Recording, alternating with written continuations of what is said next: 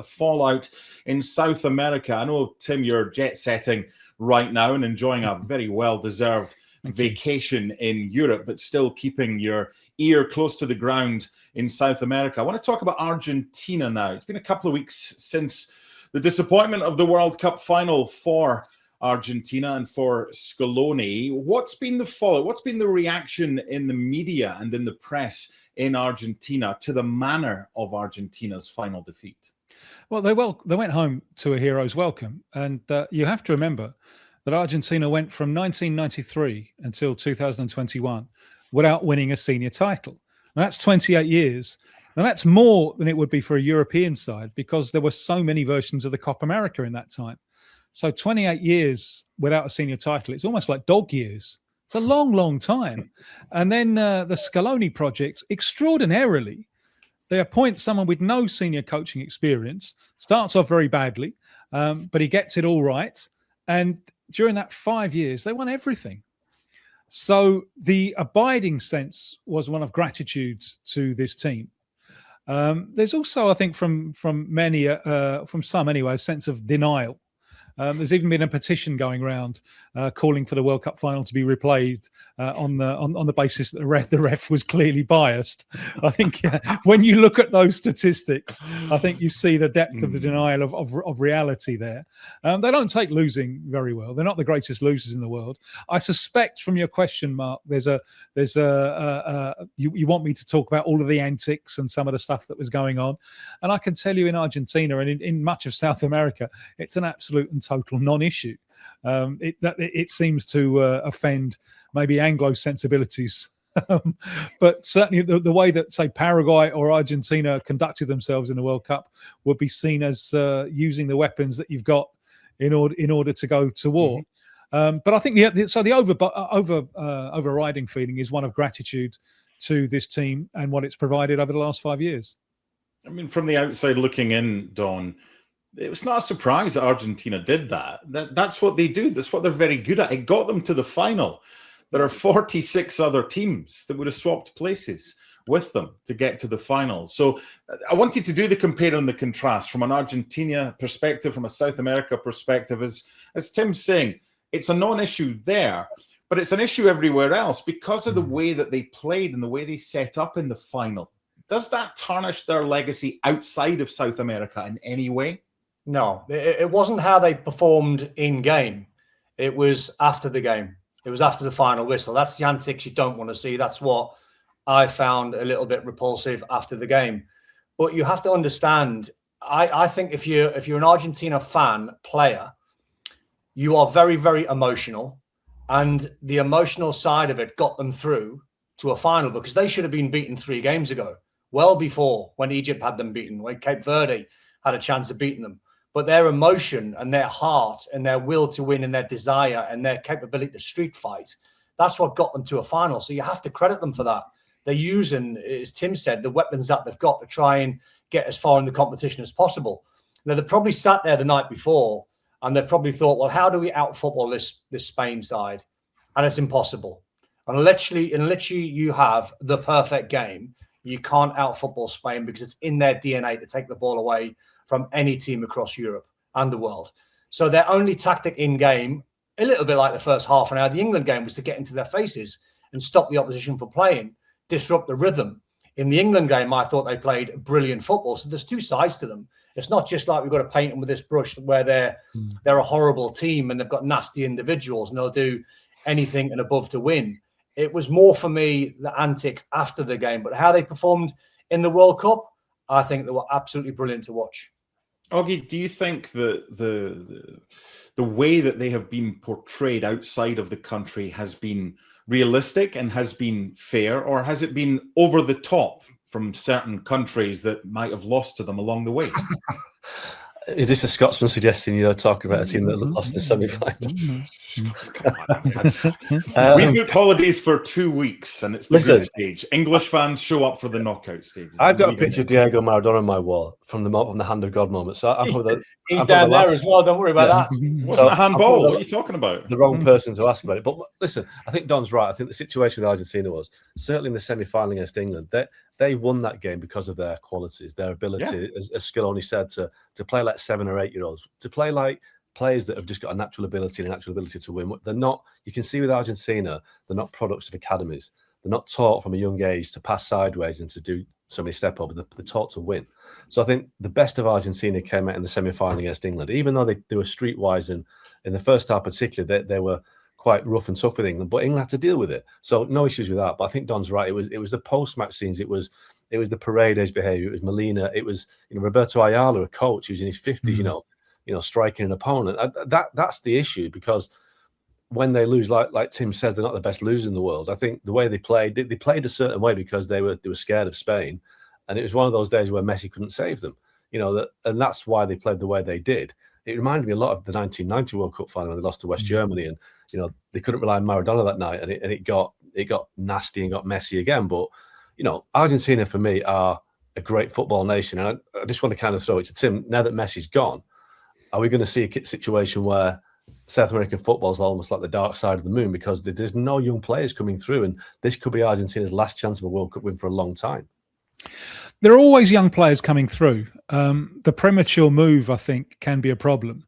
Let's take, for example, Mastantuono going to Real Madrid, and it's not going to work. There just isn't the space in the Real Madrid side for him to get a regular game and be important. So some of this talent is being lost along the way. But I do think that these are worrying moments for South American football. And it wasn't just Argentina. And Paraguay got where Paraguay got through grit and determination. Ecuador got through Germany through grit and determination. That's not a long-term strategy. The competition is becoming fiercer.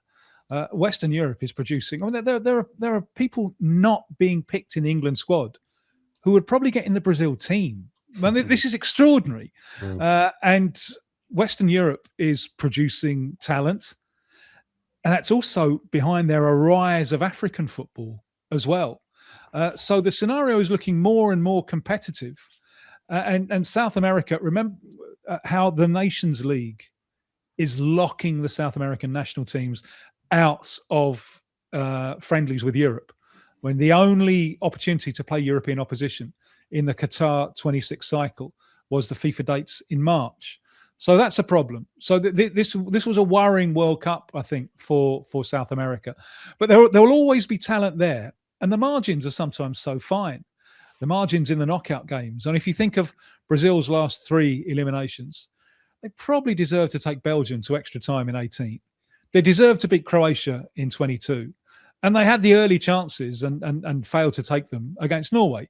So there's always the possibility that with the rub of the green that you need in a knockout tournament, that South America, some of the big South American sides, can go all the way. But the overall scenario, I think, is looking worrying, especially given the fact that so many of the national teams who are doing well now, the FAs, are playing a role in player development. Because if you leave it in South America, if you leave it as it is left just to the clubs, what happens is that the clubs produce to sell. Mm-hmm. And that's different from the needs of the national team. And if I can move to Brazil briefly, Brazilian midfield play has been in crisis for some considerable time. Now that is really, it's more of a Brazilian dynamic than a European dynamic. And people were talking about this in the mid-80s, before the global market had really opened up. It's got a lot to do with lack of security for coaches. So what do? If there's no job security, you just make sure that you don't lose. So the central midfielder, he became much more of a destructive figure than the constructive figure of old. And Gigi was the best player of the 1958 World Cup. Just a Mark Gerson in 1970, the fellows from 82. That kind of player Brazil has been struggling to produce. And the example of Jorginho, if you remember him from Napoli and the Premier League with Chelsea and with Arsenal, and he had to move abroad, because no one was looking to develop that kind of midfielder in Brazil. He's not athletic enough, doesn't win the ball enough, doesn't tackle enough. I remember years ago seeing a lecture from for a conference of coaches in Brazil from the director of the Barcelona Youth Academy, La Masia. And he was emphasizing that right from the start, all the way to Barcelona B team, results are not really particularly important to them. It's all about developing players. I remember the fellow who was coaching Brazil at the time got up and he said, we can't be like that. It's all about results all of the time. And a lot of Brazil's youth sides, they've been dreadful. The centre-backs are just giants, physically imposing. They'll score your goals from set pieces, but they can't play very much. And you see this reproduced because what's happening here is coaches looking to preserve their own job by winning in the short term to the detriment of the long-term development of players. And now that other nations all around the world are taking this so seriously and doing better, that I think is worrying for South America, which I think will have to adapt or fall behind. Tim, I'm glad you took us down this route of conversation because it's been a question I've been wanting to ask you for a long time regarding Brazilian football. When I grew up, I fell in love with the likes of Adair and Zico, Falcao, Socrates and the like. Has the Brazilian FA or the culture gone a little bit European with trying to play the biggest, the fastest? We were on the other day, me and Mark and Oggy, we were talking about Italian football and the lack of number 10s, the lack of Baggios and Del Pieros. Now, these kids, they're at school at the moment. These Ronaldinhos and these Adair and Zicos, they're at school at the moment. How do they sort of get fast-tracked into being Brazilian footballers again and going back to that DNA and that culture without just trying to revert back to, well, we've got to win yesterday. So why don't we look for the biggest and the fastest in the playground? Two developments that I'll take you through. One is that where are the clubs getting most money from selling players? Wingers. And Brazil have got more wide strikers than they know what to do with. So that fella who in the past might have been a 10, might have played through the midfield, put him out on the wing as a wide striker. There is space in Brazilian football because and it is changing. The domestic game is getting better in Brazil, but there's still more space. The defensive line's a little bit deeper, so the wide striker has time and space to make an impact, and then you can sell him for money. So skillful players are being pushed out into wide positions. But the other is a change that's happening in football worldwide, which I think has affected Brazil quite a lot. If you think of the original Ronaldo, the Brazilian Ronaldo, R9, he's in some ways the last of the Mohicans because he was an absolutely normal kid, normal working class Rio upbringing until he's like 15, 16. And then he suddenly, almost overnight, he becomes a global star. Subsequently, they're being hothoused. They're all little business projects. So they've often got Neymar is like the pioneer of this. You know, they've got fathers behind them who are hothousing them from the age of 7 and so on. And sometimes the family will stop work. The extended family will stop work and just become a support structure to this young kid who's supposed to carry the economic hopes of his entire family. And you can't really grow up normal in that environment. I was hearing about someone who knows Vinny and that generation quite well, and he was saying, you know, they're not allowed to play street football anymore. They're not allowed because they're in the club system from the like 7 or 8, and the clubs are worried about getting injured just playing on the streets. And so they have to watch their mates play. They're not allowed to join in. And I think that's really, really sad. And maybe that has done something to take away the sense of joy that and I grew up on 82, Don, you know, rushing home from school to see Brazil 82. And it felt like something had gone wrong with nature when they got knocked out. It was so great. And it hasn't been that great subsequently. And it hasn't been that joyful subsequently. And if you're growing up from the age of like 10 or something with this economic burden of supporting your family, I think that squeezes some of the joy out of it. Yeah. Looking at the topic bar about the future of Ancelotti and Neymar. Neymar is now retired from international football. Ancelotti... Not necessarily. I wouldn't... Well, you know, Brazil is still tearing itself up over the Neymar issue. And, you know, there are still people saying to him, go on, you can do it. You can do it in 2030. For as incredible as that might seem, as bizarre as that might seem, given the physical condition of the player that we saw in the World Cup, this debate goes on and on and on.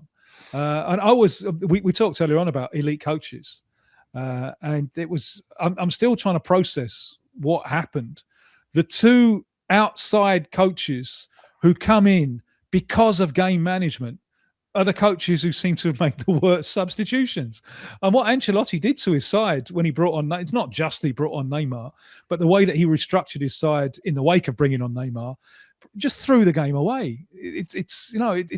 But there are those saying, well, the problem was that we didn't use Neymar enough. Neymar himself, I think he's liked a post on social media saying that he should have started the game. So this debate is going to rage and rage and rage. And Ancelotti, and he hasn't fronted up yet. He hasn't gone back to Brazil afterwards. But that's going to be fascinating because he's now open to a level of pressure from a nation of over 200 million that I don't think he's ever had before. And it was a pretty old side that he took. He went big on experience. Yes. And he came in without a lot of time to do much. So we understand that. And this is a side now that needs a lot of rebuilding, I think. And you never really think of Ancelotti as, you think of Ancelotti as more as someone who comes along with a Band-Aid and not as someone who's capable of performing extensive surgery. And they do kind of need extensive surgery. And you think, is he the man to do that? Does he think he's the man to do that? And the next 4 years, as I said, with South America being shut out by Europe with the Nations League, it's a very confusing time in South American football. There's a Copa America coming up in 2 years. We don't know where that's going to be yet. World Cup qualification with Argentina, Uruguay and Paraguay qualifying automatically. We don't know what the format of that is going to be yet. So it's a very uncertain future. And I think the big question hanging over Brazil now is Ancelotti the right man in these circumstances to build a side from scratch? Because it's not really part of his CV, is it? No, and you spoke about how it was an older Brazil squad. Ryan and also Endrick, 19 and 20 years old, were the only two players in that squad under the age of 25. Look, we could speak all day about Brazil and South American football with Tim. I just want to pivot slightly before we end with South American transfer speculation and more players potentially moving to Europe with you, Augie. Infantino's supposedly got a plan. He's going to maybe sell off part of the World Cup. What on earth have we woken up to today? And what have you written about for ESPN.com? Well, it's a moving story, this, because the UEFA have only issued a statement about half an hour ago, just hitting back at the plan. And the plan is apparently Infantino and FIFA are looking to sell off some, if not all, of the World Cup. And what that means is to wealthy investors who will run the company, run the World Cup, and then decide how often it's played, how many teams are involved, and a little bit like the F1 situation where it's now owned by private equity. And what it would mean is that there'd be a massive influx of money initially to FIFA, which they would then distribute to all of their 211 nations. Now, let's say £25 million to the English FA might not. It's a big money, obviously. But if you're talking that to the New Caledonia FA or the Tahiti FA, it's a different matter altogether. So the way this would get through is that these smaller nations would see this as a massive win for them and then give it the okay. So FIFA have issued a statement subsequently saying that they've got a plan to grow the game and it's a massive injection coming, but they haven't talked about the detail of potentially selling it to private investors. Donald Trump has been mentioned, his associates have been mentioned. That hasn't been mentioned in the FIFA release, obviously. So it's, like I say, it's a moving story. It feels a little bit like the Super League proposals 5 or 6 years ago, which lasted about a week before it was kind of driven into the ground. So it'll be interesting to see where it goes. But obviously, right now, UEFA are very hostile to it, and I think this could be a situation where Infantino, if he's not careful, this could be an element of overreach, which could actually put him into more trouble in terms of re-election. Obviously, he's unopposed right now in terms of being re-elected next year, but it's creating a lot of enemies within the game. Mm-hmm. And if you wait for as a bloc, that's 55 nations decide to go against him. It only takes, a bit more politicking around the world to make it very difficult for Infantino. So this could be a case of, one big idea too many, I think, for FIFA and Infantino. Yeah, the quote from UEFA: "This crosses a line that football's governing institutions should never cross. None of us are the owners of football. The World Cup is not FIFA's to sell." Stay tuned to ESPN.com. This is a moving story that just broke earlier today.